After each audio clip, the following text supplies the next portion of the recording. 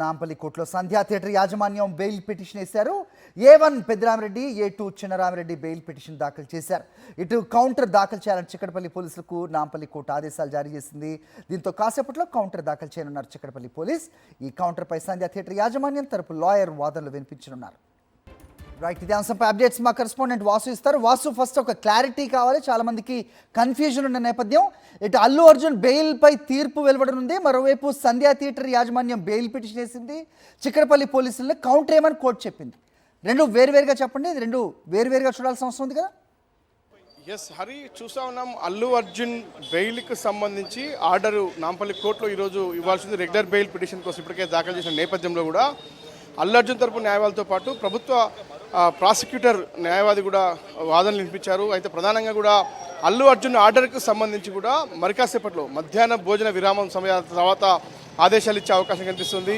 అయితే ఇప్పటికే హైకోర్టులో అల్లు అర్జున్కు సంబంధించి కూడా మధ్యంతర బెయిల్ అంటే ఈ నెల 10తో ముగుస్తుంది. కాబట్టి ఇక్కడ ఖచ్చితంగా అల్లు అర్జున్కు ఊరట లభించాల్సినటువంటి పరిస్థితి, లేదంటే 10 వరకు మళ్ళీ తిరిగి హైకోర్టులో తేల్చుకోవాల్సినటువంటి పరిస్థితి. కాబట్టి ఇప్పుడు నాంపల్లి కోర్టులో ఎలాంటి ఆర్డర్ రాబోతున్నది మాత్రం ఒక తీవ్ర ఉత్కంఠ అల్లు అర్జున్ ఫ్యాన్స్తో పాటు అల్లు అర్జున్ కుటుంబ సభ్యులతో ఒక ఉత్కంఠ కొనసాగుతుంది. నాంపల్లి కోర్టు రెగ్యులర్ బెయిల్ ఇస్తుందా లేదా అన్న అంశానికి సంబంధించి మరి కాసేపట్లో క్లారిటీ రాస్తుంది. ఇక సంధ్యా థియేటర్ విషయానికి వస్తే కూడా ఎవరైతే ఈ కేసులో ఉన్నటువంటి A1, A2కు సంబంధించినటువంటి థియేటర్ యాజమాన్యానికి సంబంధించి కూడా కోర్టులో పిటిషన్ దాఖలు చేశారు. దానిపైన కూడా వాదనలు జరగబోతూ ఉన్నాయి.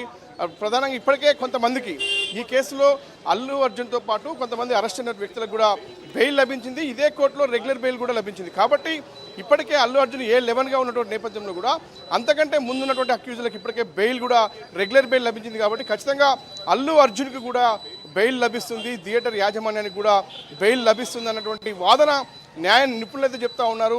ఎందుకంటే ఇప్పటికే హైకోర్టు మధ్యంతర బెయిల్ ఇచ్చింది కాబట్టి ఇక్కడ లోయర్ కోర్టులో ఖచ్చితంగా కూడా మధ్యంతర బెయిల్గా కూడా రెగ్యులర్ బెయిల్ లభిస్తుందని చెప్తా ఉన్నారు.